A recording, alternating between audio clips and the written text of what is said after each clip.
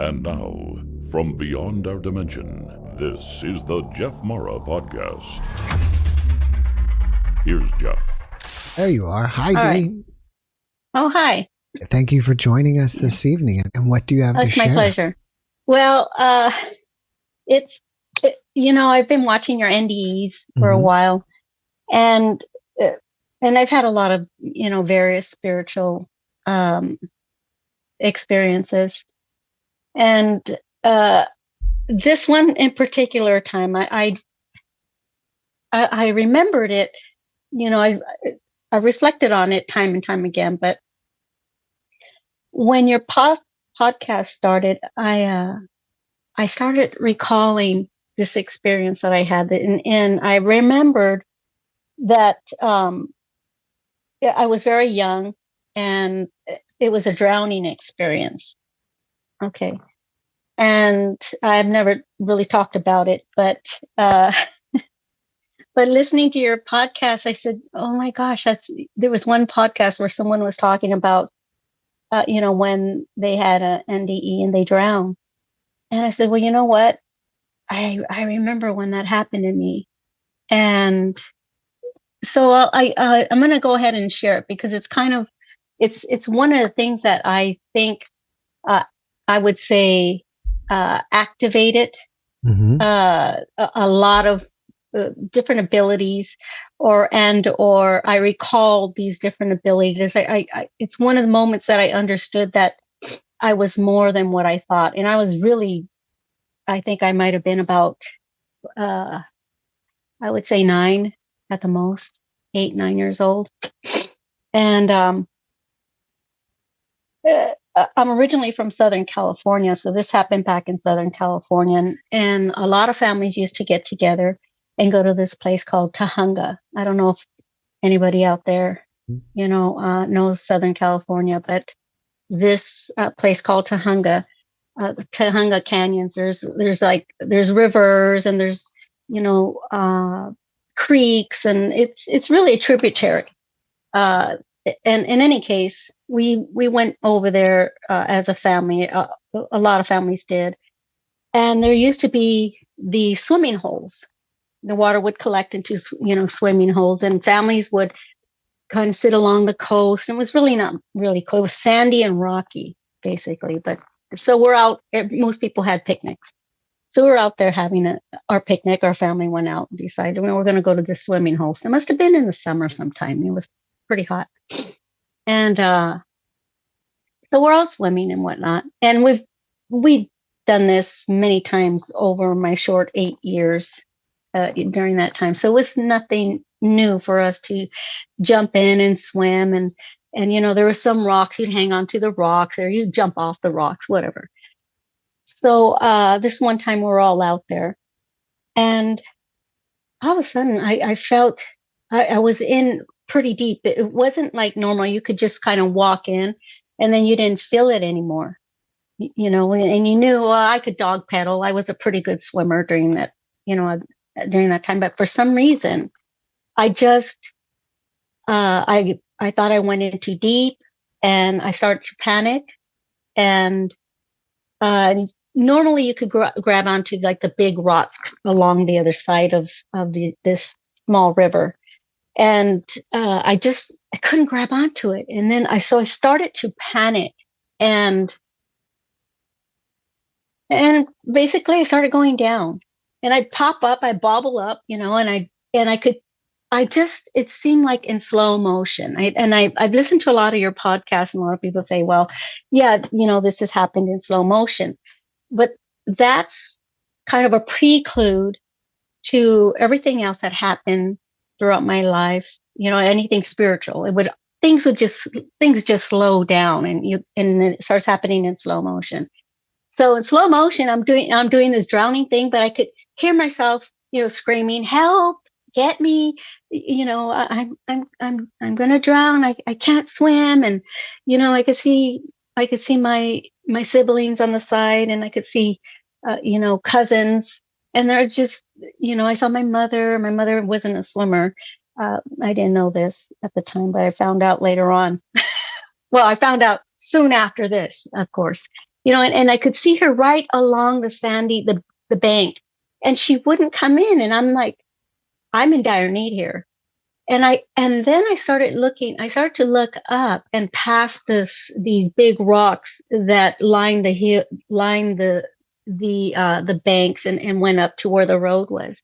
And I could see my young aunt sitting with another friend. I don't know if this is a friend or I realized this wasn't a friend. And I don't know how I was able to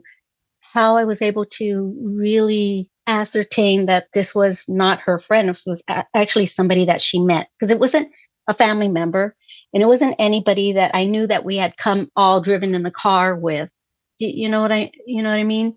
But I had a knowing that this was not a family member. This was not a friend. This is someone she just met. And so she was sitting way up above where the road was, on this this bridge. And the bridge was more like I would say it was kind of like railroad ties put together, and then you had this small bridge you crossed over and you went to the other side, and then you'd walk down, to where your picnic spot was, and these pools where you could go swimming in.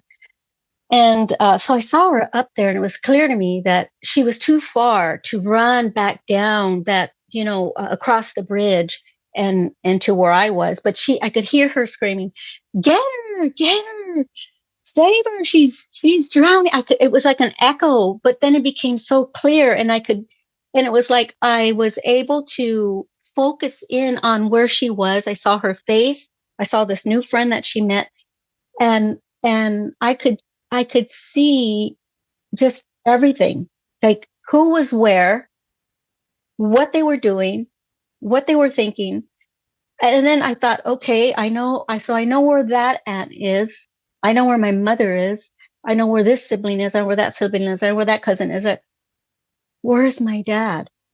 And when I said that, I remember thinking, because I'm already going down. I'm already down. I know I'm down, but I'm saying these things and I'm hearing these things and I'm knowing these things. And I could see in slow motion. I don't know how, because I'm already submerged. I realize that I'm submerged because I've gone over this a lot of times throughout my life. Like, what happened? I mean, all of a sudden, I just heard, "All right, stop. That's enough." I said, "That's enough."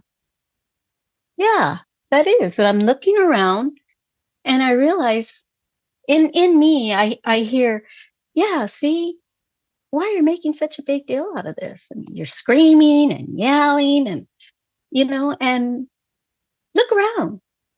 Oh, wow. Yeah, this isn't so bad. Wow, I really can hold my breath underwater. I'm I'm such a good swimmer. Yeah, what was I screaming about? That's right." And then I said, "Well, why couldn't I save myself?" Now and I'm not making sense out of it. Like throughout the years, I say, why would I ask? Why couldn't I save myself if I'm already down there and I knew I was okay? I was told to look around. I would look around you. So I looked around and I could see clearly. And in what's now murky water, I know it's murky because the rock, I said, and then as soon as I said, well, then, you know, when I wanted to, get up and breathe, I mean, I realize I'm breathing underwater now. Like, I'm 8, 9 years old thinking I'm breathing underwater and I'm under for quite a long amount, time. And then I just knew inside of me, like, I knew the answer to why I couldn't really save myself. And that was because look at the rock. Cause I said, well, I was on that big rock. Normally you could just grab onto these rocks and, and then kind of use it as a bank and go, get to the shallow end or whatever.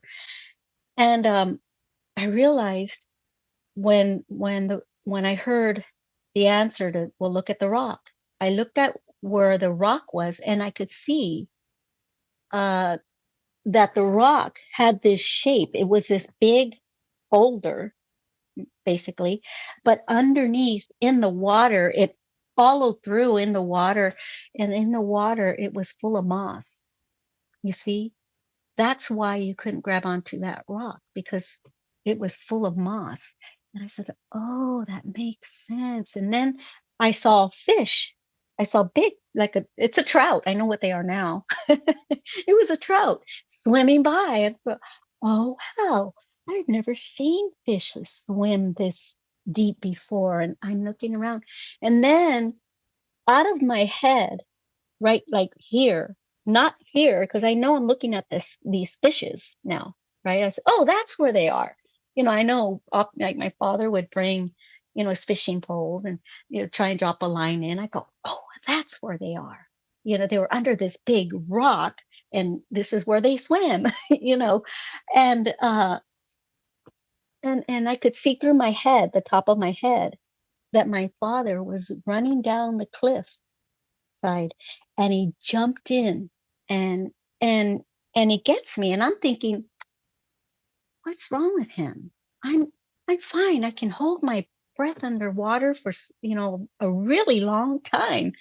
And then next thing you know, next thing I know is he's pulling me up, and from that moment to the moment that we hit the air, I know I was quiet, but then I started gurgling water.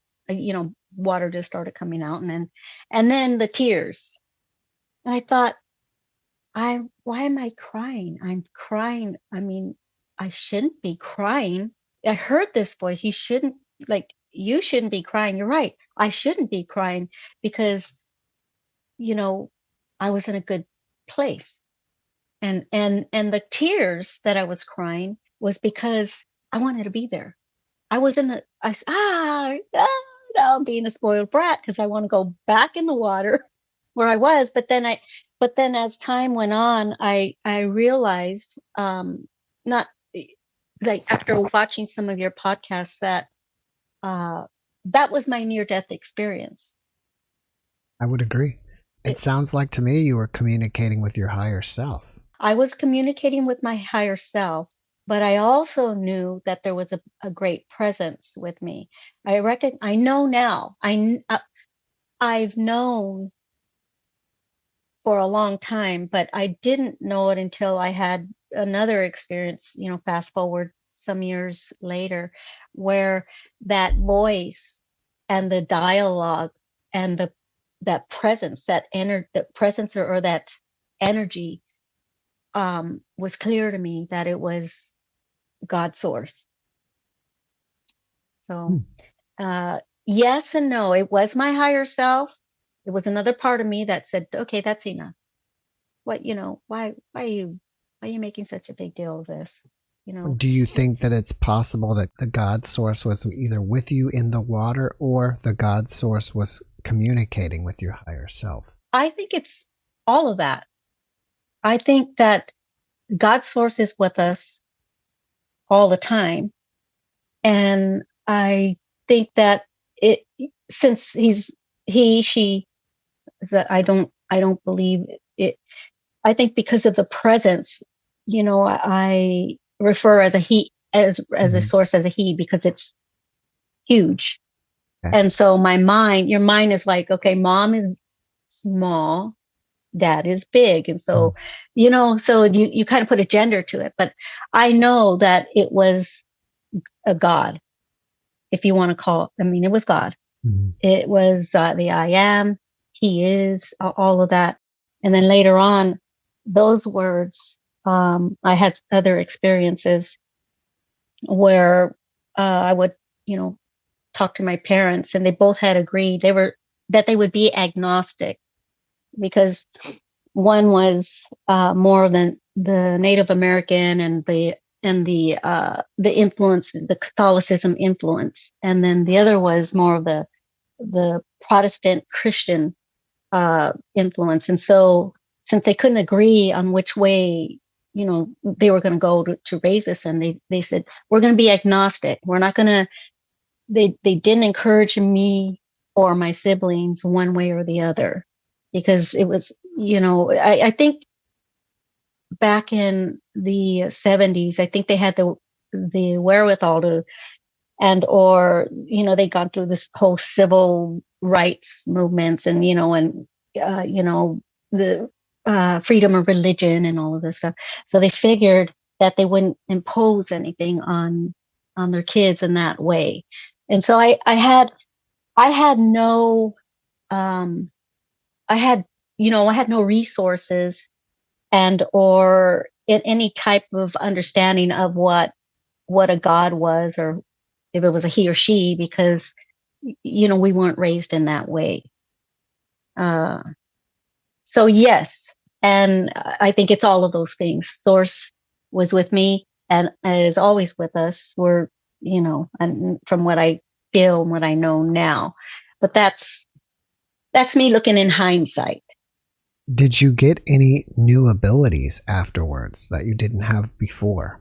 I know I say they became very apparent. It became very apparent that I had to start accepting some of these things, these innate abilities that I already had. I recognized, from I think that moment forward, that every supernatural or spiritual thing that had happened was because it was a natural part of who I was. And so it just took me time to accept it and to really, really process it, or process all those gifts or abilities, and really step into that part of who we all are. So yes, I have abilities, but it took a little bit for me to open up to them and really allow, I would say, spirit, God, to work with me in those various abilities. I mean, and for a long time I didn't want them. I was like, no, I don't want to see you. I'm asleep, and I would have people visiting me, loved ones who had passed on, transitioned on, and I know spirit on this other side, they know who is open to these things and or who can hear them, who can't hear. If they know when the light's on, like Motel 6, they leave a light on and they can tell. So, but it just took me a little bit of time to really step into those abilities and really start using them, not only to help myself, but to help others. And obviously there were some times when I got into some pretty precarious, circumstances or situations, and that voice and this light, I sometimes I could see the light, would help me through it. Outside of myself, I know these. I would hear voices outside of myself. That's a pretty amazing experience that you had. Do you feel like it's just from watching my podcast that's how it helped you finally put it all together, or did you think throughout your life that you already had an NDE? It sounds like you kind of put it together after watching. I did. I put it together after watching. And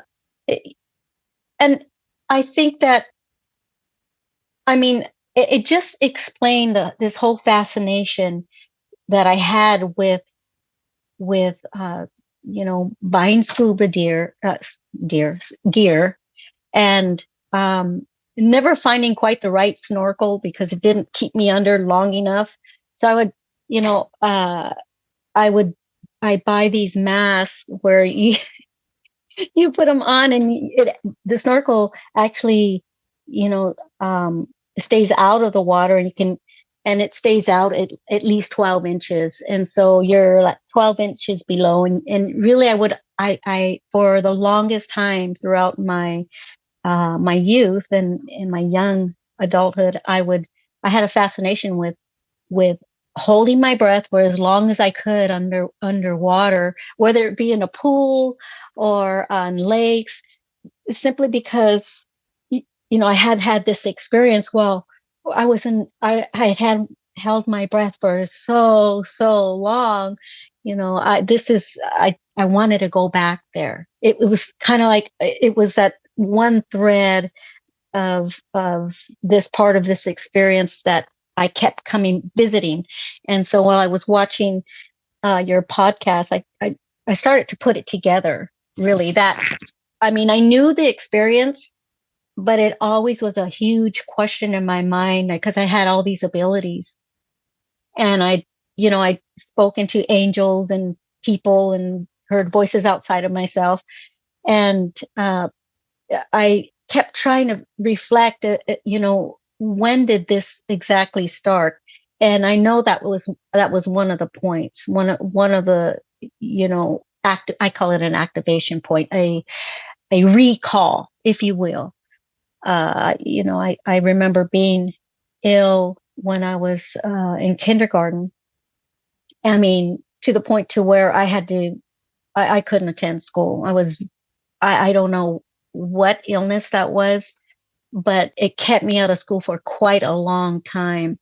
And so that was another recall moments. And it's that information started trickling in little by little. But in watching your podcast, I started putting these things together, because I used to ask, well, why? And I know that those were activating moments. It just a recall for you to recall who you are outside of this everyday existence.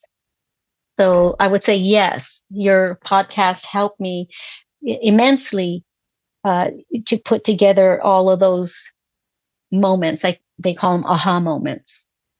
So all right, quite profound. Before I go here, I'm going to ask you the question of the night, and that is, do you think that you planned this NDE pre-birth? Oh my gosh. Oh, I would have never received that piece of knowledge and not only received it, but owned it.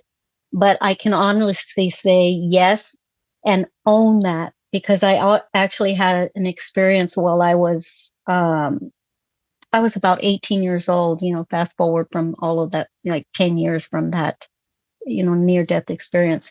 And this experience was outside of myself, where now, like I said, my parents were agnostic. They had their own beliefs. And I had an experience with Jesus. It would have, and for me, I was all about conventional, fundamental understandings of who God was, and maybe Mary, yeah, she, but Jesus, I had an experience outside of myself with Jesus, and in that discussion, because I know I was kind of at a crossroads.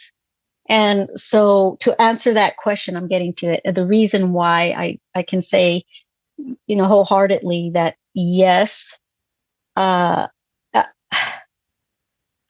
I'm just recalling that he reminded me of an agreement that I had made. And now this was back in the 80s. I had never read anything about agreements. I didn't know about, we choose, we have blueprints, life blueprints.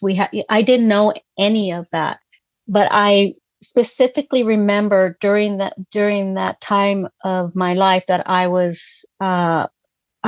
taking a couple of, law courses. I wanted to be a paralegal. I was a paralegal's assistant, but I wasn't certificated. So I was taking a couple of courses. So I knew what agreements were. I know, I know what, trust, wills, and probate. I had, the terminology was very strong in me for, in the legal field. And so I knew what an agreement was. And oh my God, I had an agreement? What did I agree to? Here I am, going to a couple of in a couple of law classes, for this course. And I knew it was agreements are important, and you make an agreement, it's an agreement. And so, yes, that was when I had the understanding how we plan our lives and how we make agreements.